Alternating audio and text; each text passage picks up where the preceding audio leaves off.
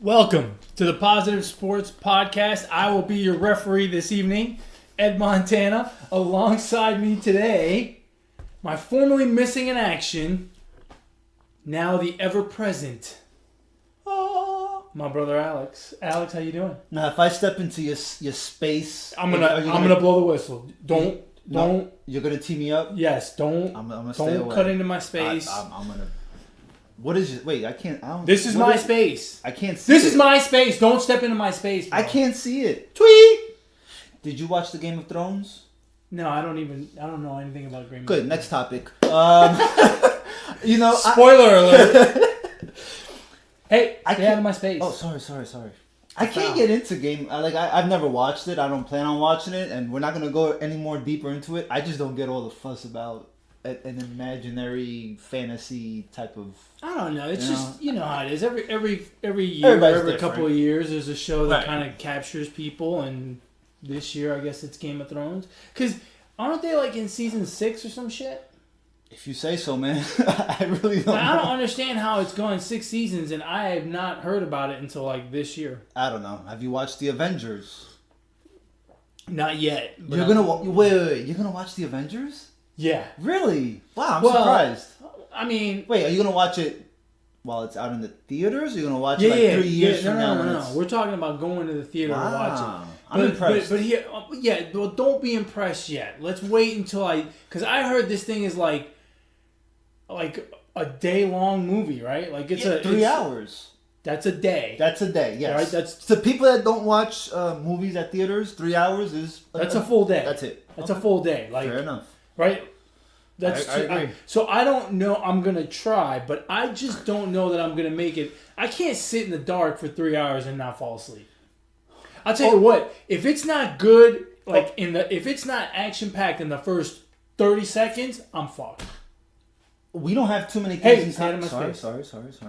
We don't have too many things in common, but I'm with you. I mean, there needs to be like some catastrophe happening in the first 5 minutes for me to like really be into it. I just You don't can't- think we have a lot in common? No. I'm Well, good besides looking. sports now. You're not. Yeah. You're an accountant. I'm not. I'm an accountant. You don't know how to count. I don't know. You know, it's funny. Like when people ask me about you, I go, you know, my brother and I are a lot alike, and then I think, no, we're not a lot. You know, I don't think we are. I think we have a lot of things are kind of the same, but then a lot of things kind of aren't. Yeah. Both got big foreheads. Yours is getting bigger by the day. But yours is the biggest. No. mine's not. See, you got hair to cover it down. I don't have any hair. I just got this hat. Hey, I'm not. It's not like I'm fucking mowing. I'm combing it forward, bro. All right, tune in next week on the Positive Sports Podcast. We're gonna measure. We're gonna measure our. Bring a tape measure. Don't worry, no need to bleep this one out. We're gonna measure our foreheads. Make sure you say forehead. Foreheads. Although he's got a 5 head.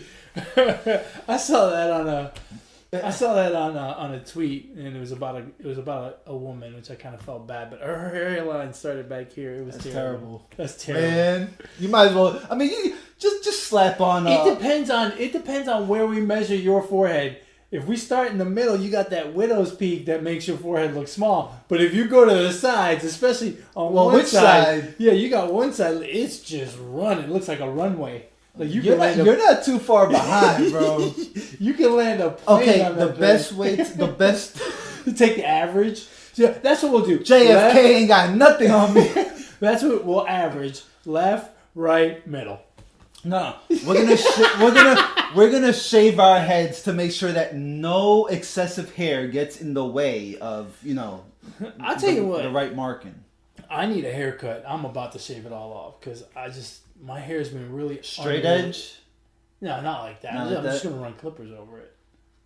Straight edge, you gotta keep shaving it. Yeah, that's that's the route I want to go, but I don't have the patience to like every 3 days. How often do you run 2 the weeks. clippers? 2 weeks. Every 2 weeks. Every 2 weeks. So why would you want to do something that requires you to do it more often? Because I'm just honest. It's the hairline, bro. Like even with a little bit of hair, you can notice the fudged up hairline that I got, and I don't appreciate what God has given me. I just don't understand why why it's one side. That's what. I don't know. Take your hat off to the fans. The only thing. There you go. Voila. This is the second time I do this on the podcast. No more. Why don't you shave the other one in and end up with just a even little it thing in out? the front? Yeah. No, I'm not ending up like the short guy with the little thing in the middle and then no. That'd be awesome. No, not doing that. Those are the weird men. I'm not. I'm just doing mohawk. Yeah, then I need to let it grow a little more. No, even if it's a short mohawk, like I don't know, like Road Warrior Animal. Yeah, I mean, you know, for a guy that works in a cubicle in an office setting, I don't know if that's, you know. Yeah, that's a good point. Good grief, God! It feels like it feels like forever since we've both been in here. Yeah, well, 2 weeks, I guess it seems like forever. That's forever for us. So obviously, I'm wearing a referee shirt. Yes. Partially because I think I can do a better job than what I saw yesterday. I'm willing to put some money down on that and say yes, you can. Look, here's my biggest problem. They came up with clarifications on the rules about stepping under a shooter. And I know James Harden probably embellished some of those. And some of those are difficult because the shooter's coming forward, the defender's coming forward. You know, who's got how much space, who's going into whose space, right? Right. Okay, I get it. But there was two by Klay Thompson that were ridiculous because he turned his back and then took a step back into James Harden, and those didn't get called. So Well, he was looking to see if the shot was going in so he can go get the rebound. right, but even so, he's not getting the rebound going the other way into James Harden. Yeah. I mean, it was pretty bad. That and, one. I don't know that it didn't. A couple of those calls swing one way or the other. I mean, that's a 4-point game. It's a you might have a problem. You might have a different outcome. That one that you just mentioned was probably the worst one, right? Probably the worst one. The one close to the top of the key. Yeah, that the one. Klay Thompson turns his back. Well, he does it twice. He did it twice. One he's kind of sideways and it's more out on the wing. That's the one I was talking about. That I thought he did it more on that one. Oh no, the one closer to the top of the key I thought was ridiculous. Here's the deal: the NBA just needs to figure out what this MySpace is. I mean, I thought we moved on from MySpace. Sorry, you know we're onto Facebooks now. Why is MySpace? Twitter, and Instagram. No, why are we still talking about MySpace? Like why? I mean, the NBA just needs to figure out and define how much distance is a defender supposed to have. How far can they go, right? How far can the shooter jump forward? Because I mean, James Harden was doing that all game long. Well, yeah, there was one in particular where obviously the shooter's going to jump forward because if he jumps straight up, he's not even going to get the hand in Harden's face. But at the same time, Harden's going forward. So like, how much? Yeah, you're right. The NBA needs to say, look, you have a 2-foot radius around you where you can land. So if you want to jump sideways, or you want to jump forward, or you want to jump back, you got 2 feet in any direction, and the defender has to stay out of there. But I mean, but even then, how do you during the game determine? Well, he was 2 feet or he was 3 feet. Obviously there's a judgment there, right? Right, that's what I'm saying. There's no look until we get Robo-Ref in basketball, like we're gonna get in baseball.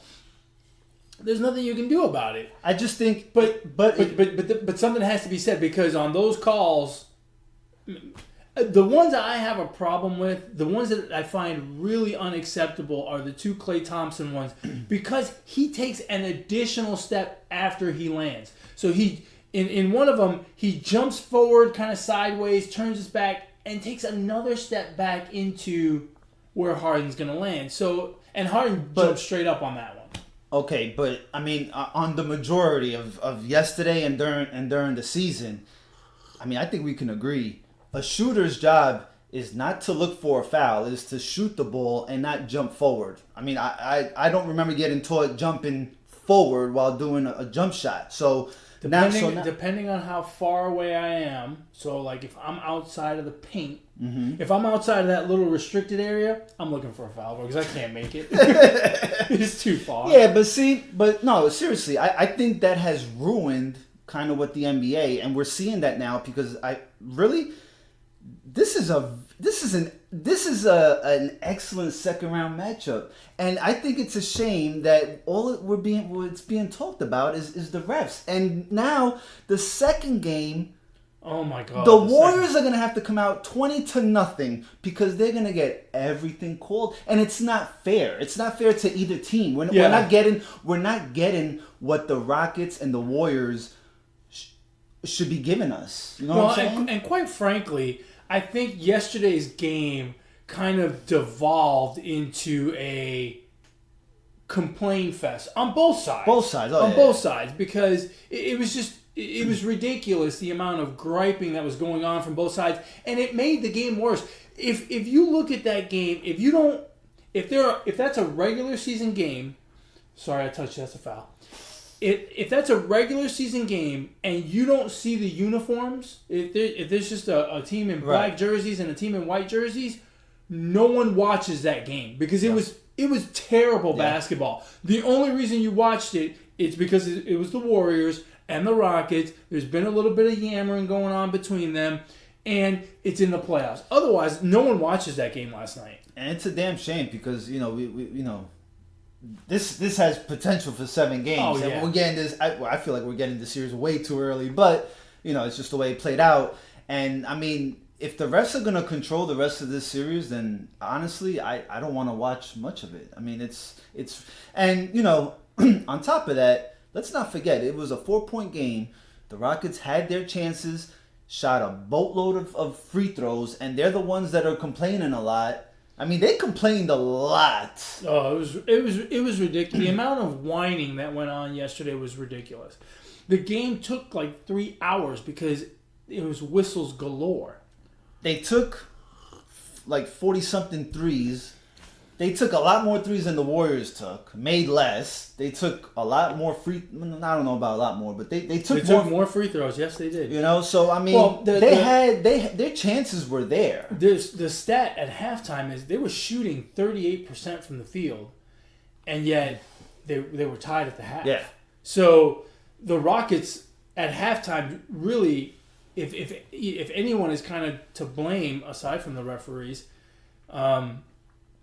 the Rockets really should have regrouped and said, look, we shot the ball terrible in the first half and we're tied. Let's go out and play our game.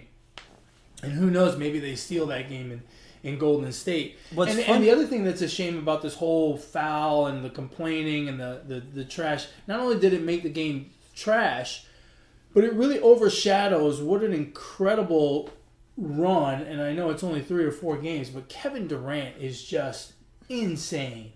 I mean, he is insane. Yeah. I mean, what? Now, granted, sometimes I don't know if you listen to the game as well, but the announcers are like, "Oh, look at that great step back jumper." It was over Chris Paul. I mean, he's a foot taller than Chris Paul. Like sometimes let's relax, guys. Uh-huh. But he is playing incredible basketball. He's averaging like 35 points in the last 5 games or something. I think Harden is. I think more than that. Yeah, probably more than that. I think Harden and him are like the top. The other thing that became clear as you watched that game yesterday is, and I know we talk about other players, and I guess we can kind of make the same argument about Giannis. James Harden's the MVP. No, he's not. That team barely scores 60 points a game without him. I mean, it's insane. Is he really MVP? I mean, oh man, I mean, what makes him MVP? He's not that MVP. That team is worthless without him.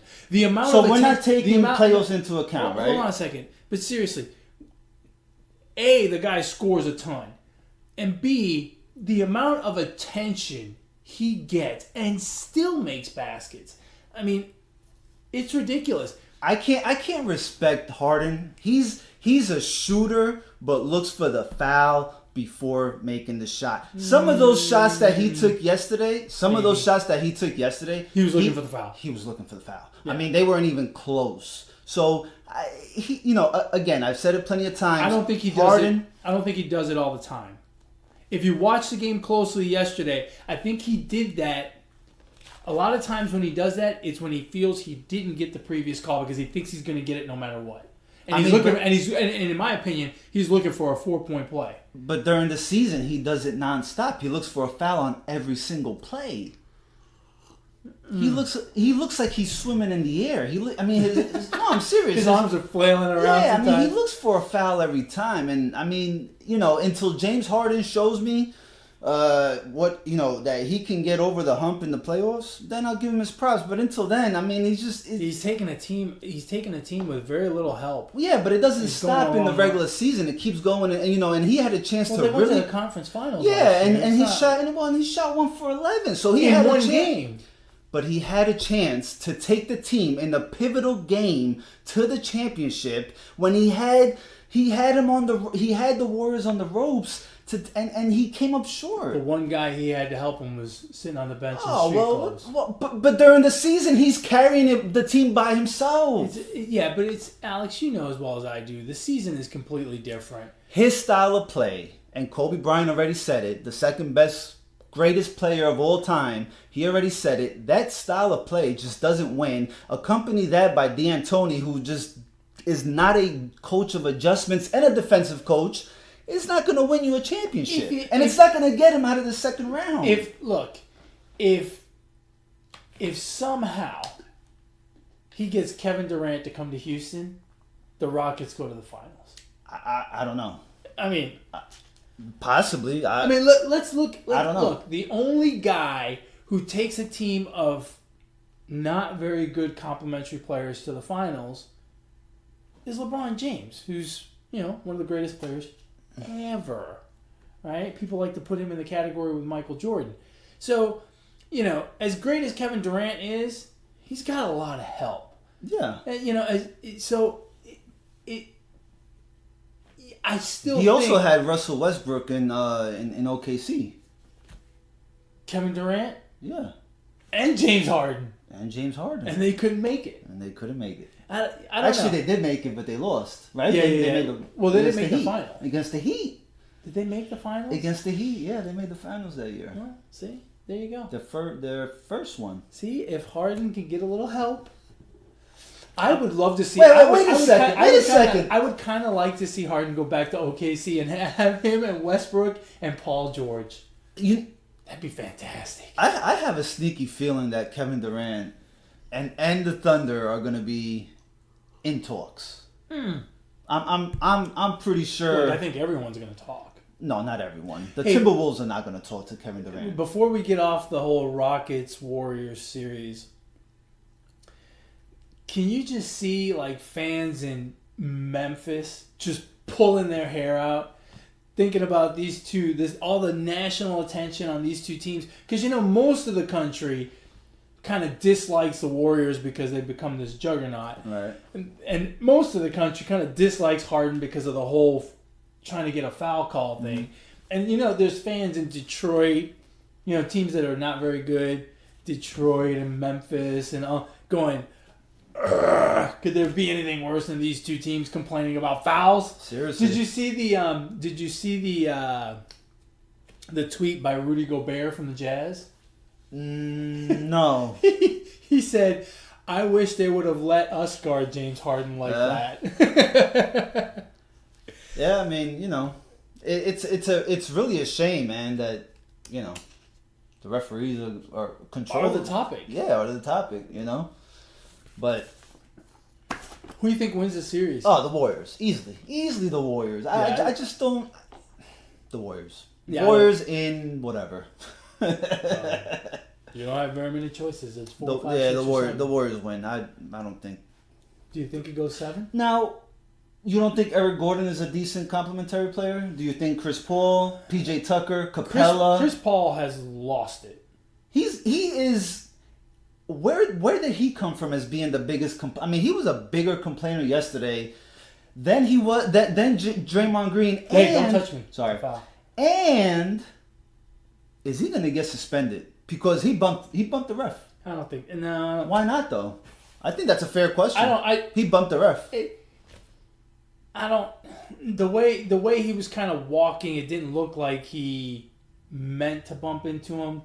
So I don't think that, I don't think that's why he got tossed. No, that's not why he got tossed. Because but hold on. because he said something else Right. after that, and that's what got him the technical. Because But that's when the ref, did you notice he couldn't like get his hand around Fast his whistle fast enough to blow it? He's like, now, in all fairness, though, if a player bumps into a ref, is that subject to a suspension? I think that if you touch a ref, you should get suspended. Okay. And it's just a matter of how many games. Okay, so Now, he bumped if that into was the ref. case, soccer would be played like 3-on-3 because those players touch referees all the time. Well, they have with different. soccer, right? I understand. But in the NBA and even in Major League Baseball and the NFL, I think if you touch a ref, you just can't have it. I don't think he'll get suspended. I don't but think he will either. I think it's a fair question because if we're gonna go by the rules, whether he meant to or not, how does the ref know that? You don't know that. I don't know that. He bumped into him. Yeah. During a heat of the moment Discussion. So I don't know. Exchange of information. Yeah. I don't know either, but we'll see what happens. I don't think he's going to get suspended at the end of the day. Which Who wins game 2? I think the Rockets will. Yeah. I think the Rockets will because I think they're going to get all the calls. Yeah. I hate to say that, but I really think that I think part of the reason why the Rockets are chirping so much about last night, they're working for the next one. Would you rather see the referees do what they did the first game and just let them play a little bit? Yes, I generally that's what I would rather see. But I do think that with this, especially with the undercutting on a jump shot, the last thing I want is to lose Steph Curry to an undercut. Right? He comes down, sprains his knee, and he's out. Or James Harden, or Klay Thompson, or Kevin Durant. I don't want to see that. I don't want to see that. I want the best players on the court. Here's another thing real quick. Curry was in foul trouble for most of the game. Yeah, he was. I mean, the Rockets didn't. I'm sorry. The calls could have gone either way. There was a few. I think people are saying like 4 calls. There was 1 or 2 that maybe probably should have been. But at the end of the day, you have to make your shots. And if you're not looking to make your shots and you're looking for something else, then it's not going to work out for you. And me personally, as a fan, I don't want to watch free throws 50 times a game.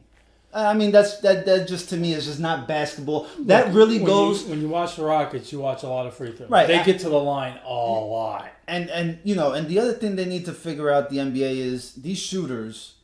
What do you want these defenders to do? It's very similar to the NFL. These defenders go up with their hands straight up in the air. And what do the shooters do? They lean towards the defender. I mean, the defender can't do anything. And what do? They call a foul on the defender. It's kind of like the NFL. To be fair, though, very few defenders jump straight up. Yeah, but I've seen a lot of it happen in the past couple seasons where the defender just goes straight up. Not anyone in particular, just in general. And the defender the shooter gets the call for leaning into the guy's arm. The defender, you're right. The defender almost never gets the call, but the defender also almost never jumps straipt up. It's very rare that you see a defender. It even happens in the paint a lot. Oh, in the paint it happens a ton. I mean, but as a defender, I'm just wondering, as a defender, like what can you do? Is just give up the shot? What do you do? So. What you could do is not jump and then take one step forward, stick your ass out, and see what happens. Yeah, you could try that, I guess. Let's see. We got Portland, Denver in the other series. I'll be honest, I'm kind of surprised. Denver didn't look good in that series against the Spurs until the last game. And I'm kind of surprised that they're here. And they're kind of lucky to be there. But I think they match up really well with the Trailblazers. And I still don't trust the Trailblazers beyond the first round. Yeah, I mean, the Nuggets got away with one. I mean, the Spurs they don't call timeout there at the end. They don't stop the clock. I mean, I didn't understand that at all. Did they not know that there was 26 seconds? Yeah, I mean, were plenty they of time. with 26 seconds? So they were gonna just bank on getting the ball, having them miss and get the ball back with 2 seconds left. I mean, what if there's an offensive rebound or something? I mean, I'm always a fan of extending the game at that point. Yeah, well, yeah, you have to, right? With 1 minute left, in the game, I'm thinking about fouling, unless it's the Warriors, right? And you got Steph Curry, and Kevin Durant, and Klay Thompson shooting free throws. But as far as Denver and Portland, I don't know, man. Both teams are they match up well, but at times when I look at Jokic, he looks like a slob, man. Like, I don't know how that guy makes it through 48 minutes of basketball, much less 7 games. Yeah, it does look tiring, and you got to wonder how that's going to progress in the playoffs. Like, you know, he hasn't gone deep in the playoffs before. No. Is he going to be able to handle? Because the playoffs are a different kind of grind. You know, it's a lot less easy possessions in the playoffs. Yeah, so I mean, Portland is missing a key piece also. Right, their big man. Right. I forgot his name. Whatever, his center. Who do you think wins that series? I'm gonna say Portland. Really? Yeah, I mean they've been there for a few years, and after missing last year, and always, I think the expectations was always they can get past that round that they've been losing in, which is the first round, right, or second round, whatever. Well, they got past the first round. So and Denver, I don't know. Denver controls the ball a lot. Like, they don't shoot recklessly. They make good decisions with the ball. So I'll say Portland in 7. Wait, who's home? I think Denver. Portland in 6. I think Denver's going to win that series. Yeah. But I think it's going to be a good series. It's going to be a challenging series. I think the Warriors get by the Rockets eventually. I think it'll be tough. I think it may actually go 7, but because the Rockets are not going to go away easy. And if they can steal one in Golden State, then they could be in business. How about the East? I think the East is, Boston really clamped down on Giannis yesterday. Al Horford played outstanding defense. Jaylen Brown really came around and played really good basketball. Yeah. Kyrie Irving saying he can turn it on whenever he wants to. I believe he can, I mean, they really have found, a really good gelling point. This is the Boston team we've really been waiting for all season long, and now we're finally getting it.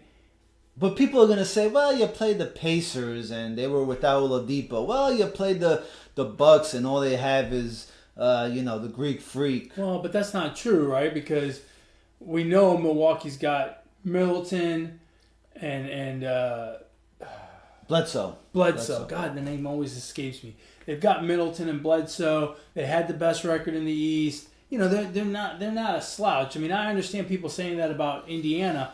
But it's possible that those 4 games against Indiana got them finally going in the right direction. If they win tonight against Milwaukee, yikes. You're looking at a hot Boston team going into the conference finals, because I don't think Milwaukee will be able to come back losing their first 2 games at home. Now, you had Warriors in Boston. Is that still your...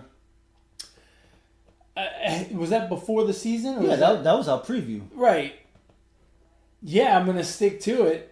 I'm pretty confident in both of them. I mean, yeah, I feel much better now than I did 2.5 weeks ago before the playoffs started. Right? Yeah. Before the playoffs started, I thought the majority of the regular season. Right, the majority of the season, I thought, geez, the Celtics look like they're barely going to make the playoffs, let alone be a factor.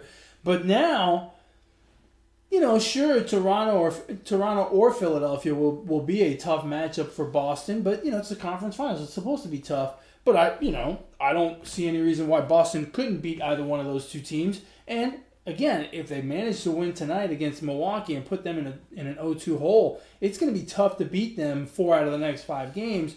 You got to believe they're going to go into the conference finals, and then wow, Wow, Yeah, what a yeah, turnaround! right. Talk about turning the Well, lights on. Yeah. And they're doing all this without Marcus Smart. That's right. You know, maybe that was the best thing that could happen for them. I mean, Well, you know, last year they made it a long way without Kyrie Yeah. and Gordon Hayward. So another key piece is Gordon Hayward, man. He really is looking like himself. You know, like what he played when he played in Utah. Right? He played with Utah. So that's really positive for the Celtics, man. yeah, it's incredible. At this point, it's incredible. I mean, they shut down Giannis, and he still got his 20-something points. But I believe you just let him shoot his load and shut down the other guys. Shut down Middleton and the 3-point shooting. Yeah, Let him score 40, 50 points. I agree with that as well. Do you think the 76ers beat Toronto? They're down 1-0. Bless you. Excuse me. You need some water over here? No, I'm good. I just had a sneeze. You're the only ref here. I can't.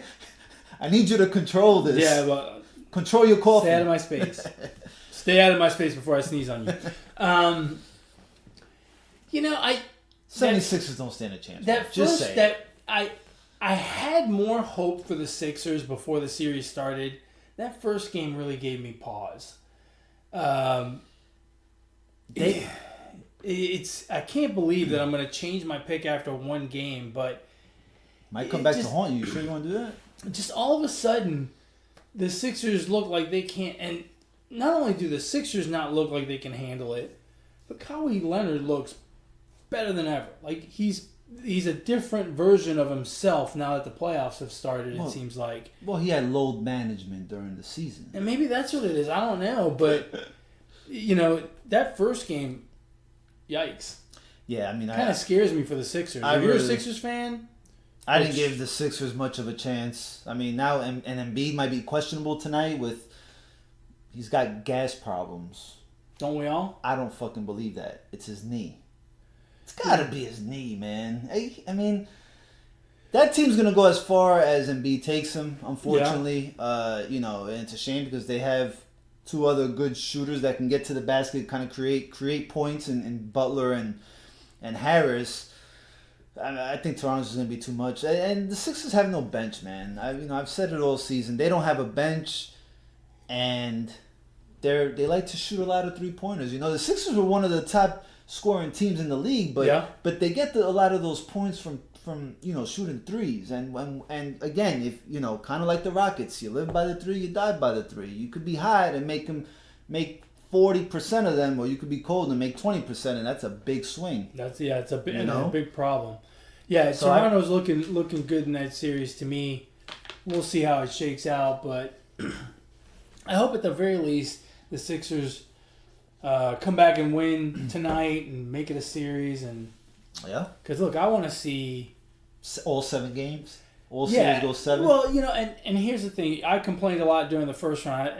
I said the first round was a waste of time, and I think I was right. There was out of the how many series were there? 8 series. How many series were compelling? 1. Which one? The Denver San Antonio series was that one wasn't even really it was, for a 7-game series. That wasn't right, because think about the other ones: Milwaukee, Detroit, boring. Toronto, Orlando, boring. The Sixers in Brooklyn, it had a little bit of beef in the beginning, which kind of made it interesting. But the Nets really didn't have anything for them. The Celtics and the Pacers, boring. Warriors and whoever they played in the first round. The Clippers, 1 or 2 interesting games, but for the most part, nah. Rockets, Jazz, blowout. Portland, OKC, that was kind of interesting just because OKC has guys that make it interesting, right? And Westbrook and George. And Lillard's game winner. That was... Yeah. But so really there was only one series that was compelling. Yeah. Other than that, it was kind of boring. Yeah. Well, so yes, when we get to the second round and the teams are better and closer, I want to see 7 games. I can't get enough of it. So that's what I'm hoping for, and we'll see how that shakes out. So the other big event in the last week was the draft, the NFL draft, which, by the way, I didn't realize Nashville was such a hotbed of football. Jesus Christ, did they turn out people? I mean, I seen some pictures, and that looked like it was all the way down Broadway Street. That looked like Mardi Gras. Wow. It was amazing. So Well, it's not that Nashville is hardcore with the football. It's all the fans that came in. yeah, right. There's always, Which I have a big beef about, by the way. how many, Let me tell you something. If you're not cheering at the very beginning, before, as soon as the commissioner or whoever says the player's name, yeah. and you stop for a hard 2-second pause, and then you cheer, you have no freaking clue who that player is. Okay? You're a fake fan. I mean, it really ESPN needs to do a better job next year of not showing that. I mean, That is funny. That is very true because there Right? were times. There was I this seen one it guy. with the Packers. I seen it with the 49ers There was one fans. guy. I think it was the Giants. It was a Giants fan, and it wasn't the first pick. It was the second pick, the 17 Okay. pick overall. They zoomed in on this Giants fan, and Roger Goodell said the name, so and so from the University of whatever, and the guy was like, Who? yeah! And Yeah. it took way too long.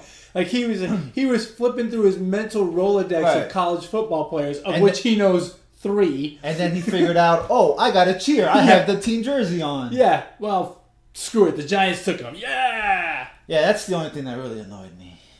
And But- and who are all these people that go to the draft? Like here's my thing.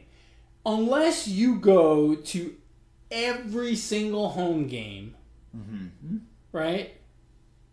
Why are you going to the draft? I mean, unless you're paying me to go, I'm not going to go. I'd rather stay home. You can be comfortable on your couch. You want to invite a couple friends over, your brother over, order some pizzas, drink some beverages. Boom, that's your draft party right How many there. how many people there you think are, when it was in New York, I would say 90% of those people were New Yorkers. They just happened, or transplants of some sort, but they lived in the tri-state area. Yeah. And, they happened to be Eagles fans or Cardinals fans or whatever, and they went to the draft, right? Right. Because that was almost as good as going to a game of your team. Yeah. But in Nashville, how many Green Bay fans do you think are living in Nashville? Oh, Green Bay's a bad example because they have a national following. How many Charger fans from LA or San Diego are living in Nashville? I can't, I don't know. None. Nah. I can't even tell you the states that surround Tennessee. I don't even know where Tennessee is on the map. I'm sorry. Tennessee is in Tennessee. In Tennessee, right. Nashville is in Tennessee. Yeah, now I'm confused. I failed geography in pre-K. We were talking about geography at dinner the other day, and my oldest daughter says, I still think Boston should be the state, not Massachusetts. No one knows about Massachusetts, but everyone knows about Boston. She goes, it's the same thing with Detroit. And I'm like, you didn't do so hot in geography, did you? There's a difference between a city and a state. But, she's kind of right. Yeah, no, Right, that's what I'm saying. She's kind of There are right. a lot of people outside of the Northeast Right. that think the state is Philadelphia, not Pennsylvania, Yeah. or Boston, not Massachusetts, right? Wait, Philadelphia's not the state? No, it's not. Oh, damn. I need to pick up a textbook. Every now and then. So what'd you think about the draft? Any thoughts? No, my thoughts will come after training camp, after preseason. I need to see. I'm not an analyst. I need to see these players play in an NFL Environment. setting. Right. Look, the two biggest talking points from the draft are obviously Kyler Murray going first, which then gets Rosen traded to Miami, and the Giants and what they did with the number 6 pick. I don't think that this was a very good draft for quarterbacks. No. I don't think any of the quarterbacks taken. Well, Even Murray, I don't think is a first-round quarterback. Look, everyone wants to say, oh, he's the same height as Russell Wilson. Yeah, but how many Russell Wilsons are there? There's only one, right? So everyone's comparing him to Russell Wilson. He could be Russell Wilson. He could be Russell Wilson. But the fact of the matter is, he could also be the hundreds of other 5'10" quarterbacks that we don't even know their name because they never made it in the NFL.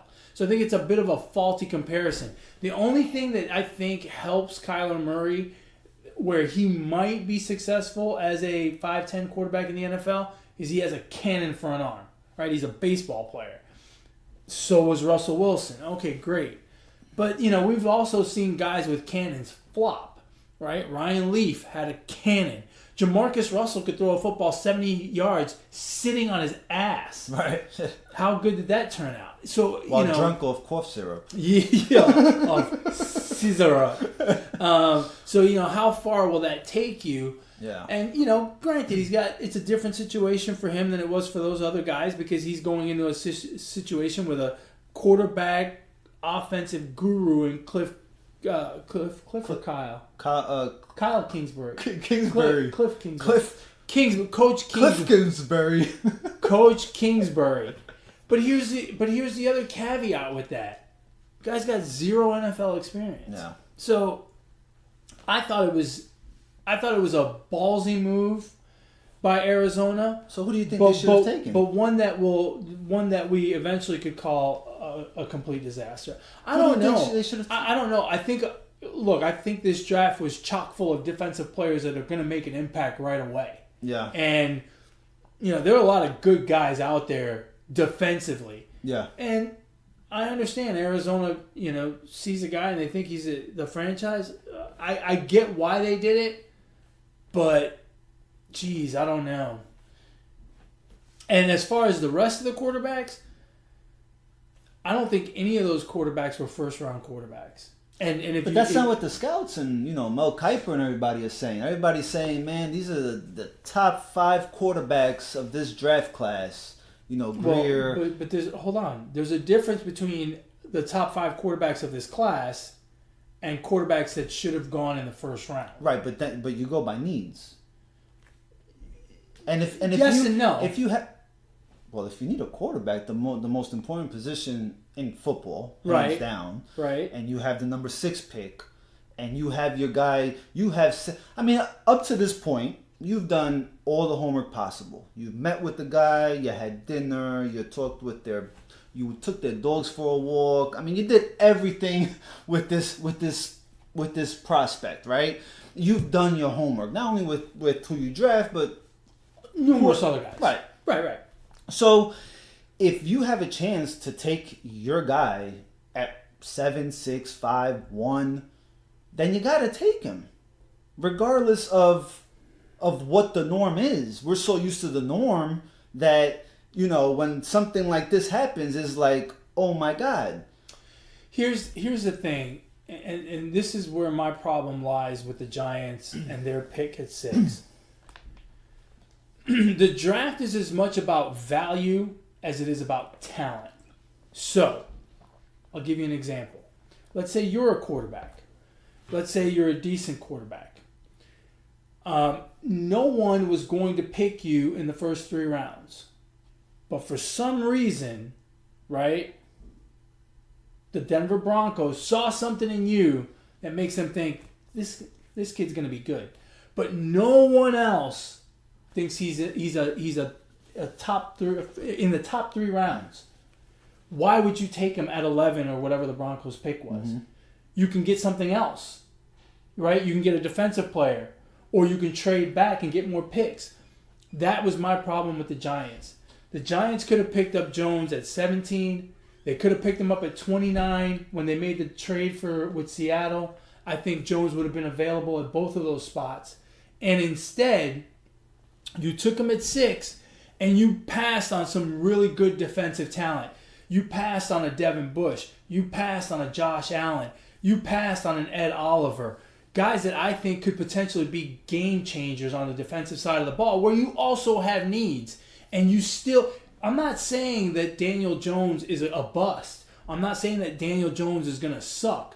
I'm saying I think you could have gotten that guy considerably later, and you could have picked up a much more valuable defensive piece than what you actually got. In my opinion, the comparison here is not between Daniel Jones and Haskins or Murray or whatever.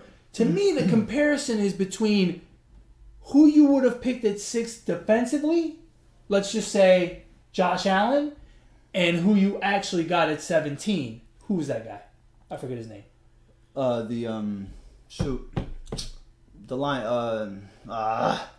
The defensive lineman. Yeah. I can't remember. So I think that's where the comparison, the guy from Clemson, which I think is a good pick, but I think Josh Allen or Ed Oliver would have been better. And I think that's the problem I have with the Giants pick. That's the comparison that I will be making going forward. Because look, people pick up studs in the late rounds all the time.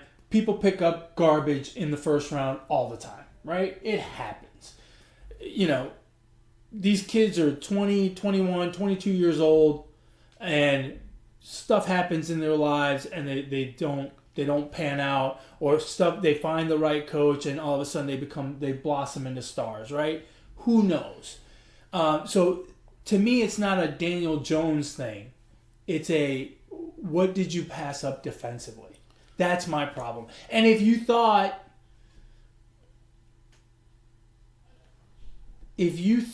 that the Redskins, right? You could have, quite possibly, you could have goosed the Redskins into trading up to that 6th spot, and you move back to 15, and you could have said, assuming that you knew, right? Because obviously part of that is you got to know.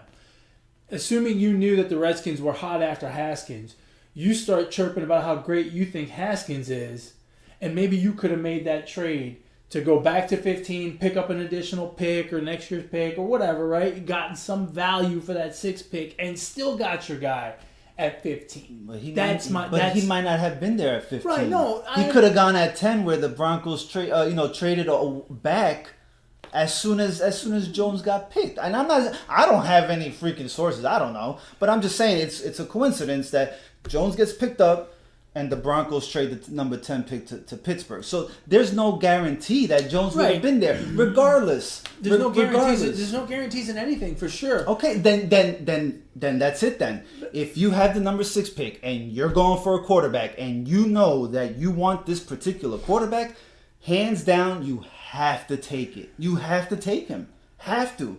No ifs, ands, or buts. You have to take him. Now, do we agree that Daniel Jones is not this pretty quarterback that Haskins had? He's pretty. He's pretty. He's a good-looking dude. Well, he doesn't have 50 pretty touchdowns that Kyler Murray had. He is good-looking. He doesn't have 50 pretty touchdowns that Haskins had. So that's the knock. But he's good-looking. Well, that's your preference. And in New York, that's going to go a long way. He's a good-looking cat. I mean, I don't have a problem with it. Hey, listen, I'm a fan. At the end of the day, I choose to be a fan of the Giants. And, I think really, if you're interviewing somebody for a job and you have candidates and you go home at the end of the day and you think about, okay, which one you want? And you're like, all right, this is the one that I want. You're going to call him. You're going to call that candidate and you're going to say, hey, you're hired. You're not going to wait.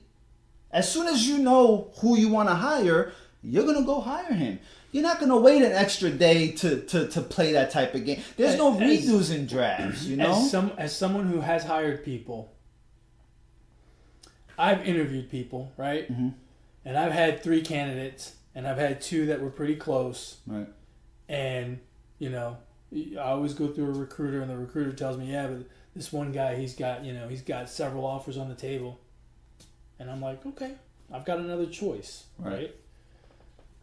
I'm not going to let someone else determine the value for me. Right. The value of the pick and the value of the position that I'm trying to fill is the value of the position. And to think that... But the Giants had value of him. They valued him at that stage. You know what I would be curious to know? Like, I would love to know the Giants ranking, irrespective of what anyone else thought. Uh-huh. So, who would they have taken if they had the first pick? Kyler Murray. Who would they have taken if they already, if they had the second? I would love to see the order, and I can't I personally cannot believe. I would be shocked. I can't say I can't believe because teams fuck this up all the time. I think they didn't have Daniel Jones at 6. I think they had Ed Oliver ahead of him. I think they had Josh Allen ahead of him. I think they had Devin Bush ahead of him. I think they had defensive players ahead of him. But here's the thing. Teams are gonna blow smoke. They might leak a ranking, and it's all BS. Well, obviously we're never going to see a ranking. Right? Yeah. I know, but there's insiders that leak stuff or whatever. You know how Right. that goes. And the fact of the matter is, nobody traded up so they can land their guy, except the Broncos. The Broncos said, The Steelers traded up, right? I'm sorry, yeah. The Steelers traded up. I mean, I think that pick fell on their lap just because I believe Broncos were thinking about picking Jones. I mean, Maybe. It's all a crapshoot. My other problem with the pick, and maybe this clouds my judgment a little bit, I am concerned about his arm strength. He's going to play 8 games in MetLife Stadium, which is not an easy place to throw the football. That's true. That's a big problem for me. That's true, but I think that scares me. Arm strength is something that you can develop. I mean, he's only 23, so he can hit the gym a little bit, and and once you get into the NFL and you get guys, you get a true professional strength and conditioning team working with you. Who knows what could happen, right? And you know what? To all the Giants fans that talk shit, I just don't get it. You hate Eli because whatever. He's a dummy. He looks funny. He throws with his left hand. You finally get a quarterback. It may not be the quarterback you wanted, but you get a quarterback that's freaking 6'5", can actually run. He has some ability to run. Some movement. He can if he gets flushed out of the pocket, he can make a run for it. He's a short to mid accuracy, quarterback. No long, no deep ball. Yeah. But I mean, you get a quarterback. Why don't you just wait out and see what happens? We don't know what this guy's going to bring to the table. I am a Giants fan. I am rooting for him wholeheartedly. You're not. I hope he turns out to be. He's not a Tom Giants Brady. fan. But to me, even if he turns out to be Tom Brady, it wasn't the right pick because you could have got him at 17. I am 100% convinced that guy was not a first round pick for just about anyone. Well, 15 years down the line, you definitely won't be saying that. I mean, if that's the case, we won't be saying. Well, that. I won't be saying it. 15 years from now, I'll be on the podcast saying, Sonny, I remember 15 years ago when that kid got drafted. You won't have teeth. I will. That's right. Look, we'll see, but I just can't put a lot of stock into the rankings of these players, and you just don't know what you're gonna get. And there's in the first round, it's not value. You're picking what you need. Although I can't really agree with that because last year, kind of needed a quarterback, but we took the best player available, so I guess that would be value. I don't know, man. Yeah, the other thing about tough. Gettleman is the GM for the Giants is, look, this guy said we didn't sign Odell just to trade him. I don't believe anything that guy says at this point. I don't think any of the fans should. You know what worries me about Gettleman now, and I'm a Gettleman fan, right? He did some great stuff in Carolina, and I'm excited to have him. I was excited. His comments after making this pick make me worry. They very much smell of I'm the smartest guy in the room. Yeah. You guys wait and see. That scares the living crap out of me because that is how you make these mistakes. That's how Al Davis forced the Raiders to pick Russell. It's that kind of mentality that gets teams in trouble. When you think you're the smartest guy on the planet, I agree. I wouldn't have. That makes me nervous. I definitely wouldn't have came out and said any of that. But to his defense, and not because he's with the Giants, but to his defense, I think he's got a pretty good track record of drafting quarterbacks, going to the Super Bowl, what he did with Carolina. I think he's got a good track record. I do feel that we took a totally opposite approach to rebuilding this team. I think quarterback should have been last year, and then Yeah. but It'll be interesting. again, I'm just a fan. I'm not the GM. It'll So- be interesting, and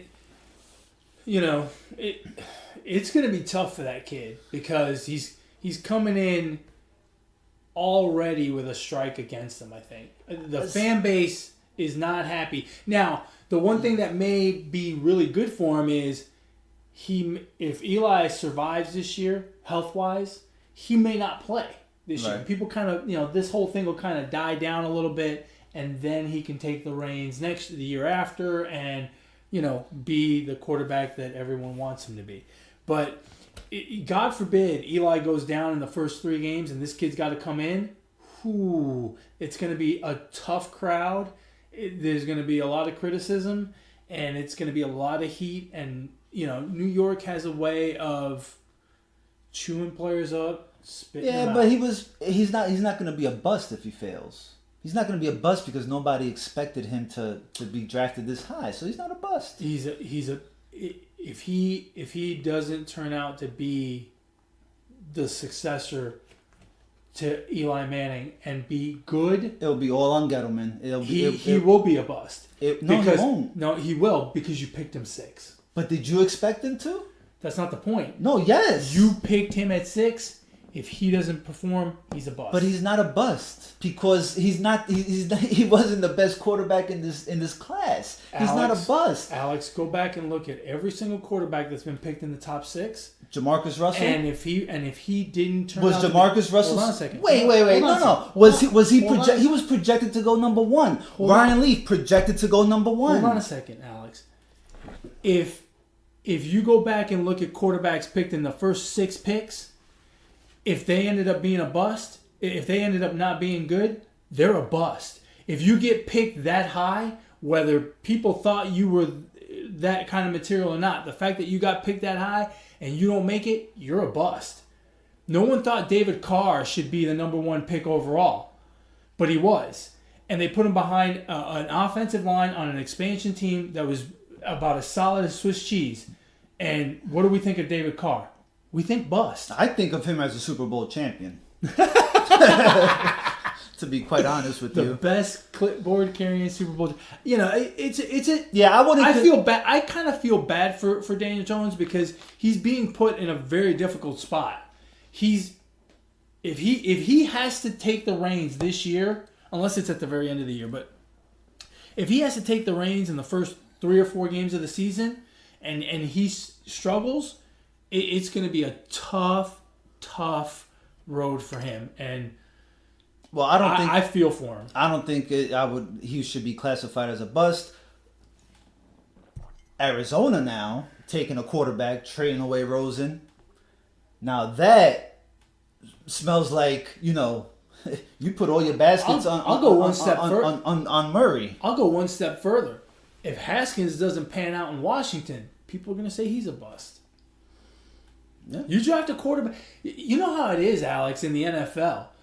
Quarterback is either God or GOAT.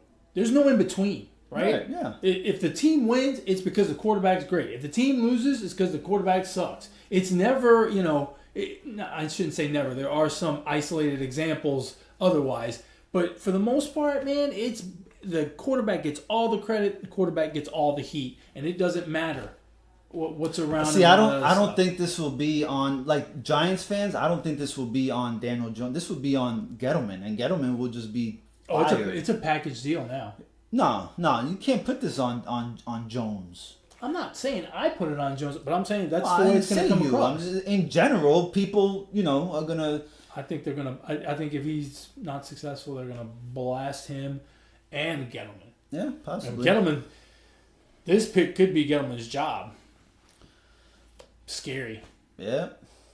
It's scary that you build a career doing something, and now you got to put all your eggs in the basket of a 22-year-old, basically. But what if they're right? What if the Giants are right? What if he gives us what Eli Manning gave us? 2 Super Bowls? That'd be awesome. What then?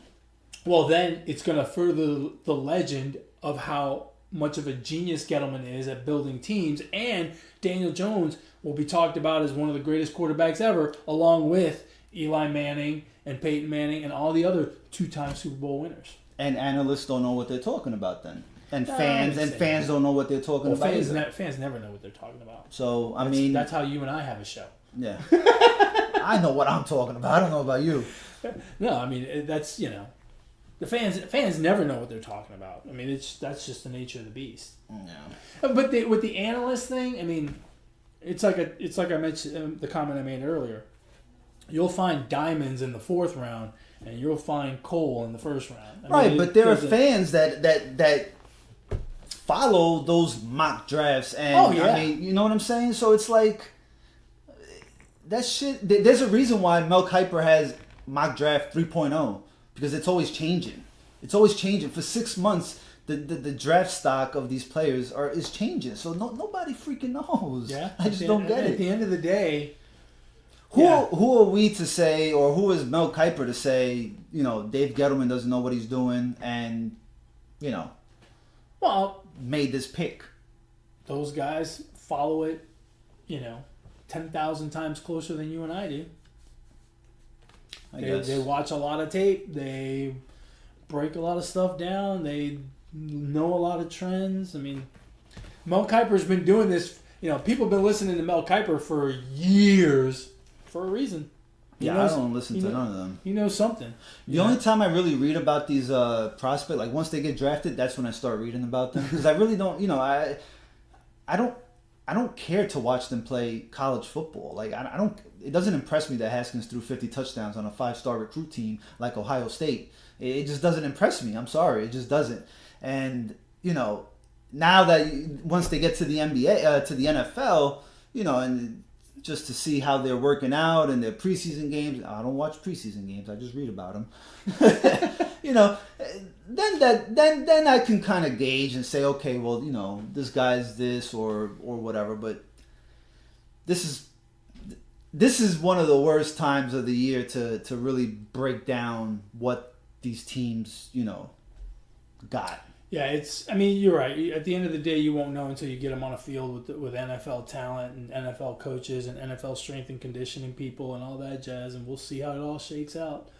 But it's interesting. It's interesting to talk about now and speculate, and football has very much become a year-round conversation, and I guess this is part of the conversation at this time of the year is how'd the draft go, and everyone gets grades and all this other stuff, and football. This is part of the football machine that this country is. I mean, it's amazing. It really is. Yeah. We can't get enough of it. So, let's see. What else happened in the draft? I can't really. Did you watch any of it?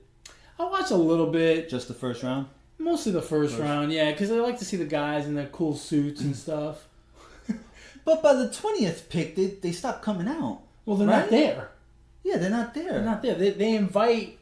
Someone got picked really high and they weren't there. Oh, the dude from Oakland that got picked 4th. Yeah, he wasn't there. That was a surprise pick also because everybody was pretty shocked. Mm-hmm. And he wasn't. I'm like, you're the 4th pick. I want to be there. I'm surprised Haskins wasn't there. Haskins wasn't there. Yeah. I think a lot of guys are afraid of the Aaron Rodgers treatment, right? Where remember Aaron Rodgers this was back in the day when they only had like 10 guys show up. Yeah. And he dropped all the way to like 26 and had to sit there by himself for 2 hours. Well, and the picks were 15 minutes apart. Right. So the first Longer. round was like 4.5 hours and he's sitting back there by himself. Well, cool. That makes me feel better about Daniel Jones. He had confidence that he was going to get picked early. He was there. He was there. Well, I He's a good looking cat too. I missed that Haskins wasn't there. I like to see. Part of what I like about the first round is I like to see the outfits these young men wear. Apparently, socks were optional this year. I didn't notice. I didn't notice any crazy except Murray's. Murray's was a little He had the crazy. flamingo. Yeah, his was a little crazy. Devin Bush from Michigan had some kind of. I mean, it looked like a straight jacket. Only his arms weren't tucked in, but it looked kind of weird. It's black and white. Bosa had a cool one. Yeah, and there was one guy. Geez, I obviously I'm not going to remember who it was. It was a lineman. Mm-hmm. So you got this big 300-pound guy, And he went with the tapered pants, a little bit high, so you Yeah. could see his socks. And of course, he's not wearing socks. Right. And the jacket was. He must have got fitted for the jacket like a couple months ago God. because he's put on a few Put on pounds some since, weight you know, since he's they weren't working playing. working out for the NFL and stuff. He's gotten a little. You're not playing for a while. Right, you know, he's not burning the calories quite. And that thing looked like it was about to bust. Poor Button. Yeah. Well, heck, I shouldn't talk. You know, I'm putting on weight myself. Did you know that the Cleveland Browns selected a draft pick from the 2013 draft? This draft? No. Jim Brown went up there. And I feel bad. I mean, Jim Brown went up there to introduce the second round pick, I think, of the Browns. Might have been the second, I think. And he was there to introduce. They were going to pick Greedy Williams from LSU, and he said in the 2013. Oh my yeah, goodness. bro. I was He like, gets a pass. That guy's yeah, got to yeah. be like 85, yeah, no, right? absolutely. But I just thought it was funny. It was funny. He's trying to go to the way. I wonder who they picked in 2013. I don't know, but I'm sure he's not in I bet it's a quarterback. I bet you he's not in the NFL anymore. That's not in the NFL. Yeah. I bet you if he was one of the first 6 picks and he's not in the NFL anymore, he's a bust. Yeah. All right, man, let's wrap this thing up. We've been talking for way too long. All right. We're gonna go into shout outs. Sure. What you got? I had one. Well, go for it. I gotta find it again. You lost it? I've lost my shout out.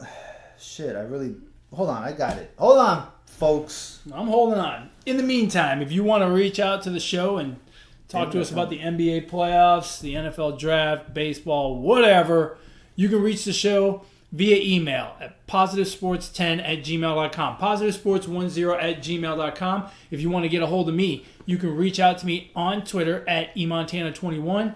If you want to get a hold of this guy, where do they do that? Email the show, positivesports10@gmail.com. Very good. Did you find your shout out? I did actually. I did find it. I think it's a good one. Go for it. So, my shout out this week goes to someone that goes by the name of Granny Hulk. That's right. No, not the Incredible Hulk. It's Granny Hulk. That's right. A 69-year-old granny sets weightlifting record. Nice. Off the beaten path inside a warehouse building in North Little Rock, Arkansas, Sherry Jeez. Mobley is standing proof that age is only a mindset. She's known as the Granny Hulk, deadlifting 305 pounds and setting records in her class and division. Nice. 69 years old. If that's not a freaking positive story and uplifting, I don't know what the hell it is, and I need to hit the gym ASAP. Yeah, So you don't shout wanna- out to the Hulk Granny. You don't want to get beat up by by that person. I thought that was funny when I said That is. That's 305. That's pretty. I mean, that's impressive How much can you for a 69-year-old male would be for a impressive. 69-year-old human, right? Yeah, right. Or anyone. That's pretty cool. How much can you bench? Not 305. I can bench 305, 5 pounds at a time. Yeah, with like Over plastic over the course of a week. with plastic weights. Yeah, no kidding. Man, oh man. You gonna give us your shout out? Yeah, hold on, I'm looking for it. You're looking for it too. I had Well, I had another one. lost it. And Oh, you now lost I it? Oh, okay. now I got it back. Actually, All right. I don't have a shout I out. had a backup. So I actually went the old person route as well. Did you? Yes. It can't be Hulk Granny. No, it's not. It's not. My shout out goes to Eva Barr, who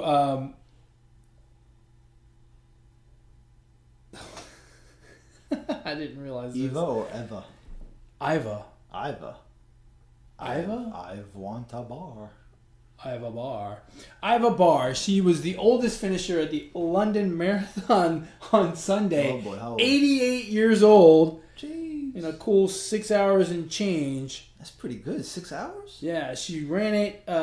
She first ran it in 1982, Whoa. and now she's still running, still going. 88 years old. She just completed the London Marathon. That is super impressive because a couple weeks back, you and I and Jay were texting about marathons, and I really believe that I could. 5 would be pushing it. 6, I think I could do a marathon in 6 hours. Yeah, you could. I think I could. So for an 80-year-old to do it in 6 88, hours, man. 88. Sorry, 6 hours. That's pretty good. That's pretty good. 6:30, something like that. That's not better than Granny Hulk. Old people rule. Seriously. Shout out to old people, Shout out to old people. elderly. I hope mom and dad watch this one. Did we get mom to bench press? She couldn't bench 305. Mom couldn't bench 5. 20 pounds at this point. All right. Well, anyway, so that brings us to the end of another episode of the Positive Sports Podcast, episode 72. 72. 72. You weren't here last week. Episode No. 71, I made it about me. It's That's my right. episode, right? Yeah. Because I was born in 1971. Fair you enough. were not born in 1972, so No. this is not your episode. That makes me feel good. I'm younger. You're going to have to, well, yeah, you are younger, but it's not your episode. I can't think of a 72. Ed Too Tall Jones, Okay. defensive end for the Dallas Cowboys. My 72 is easy. Who?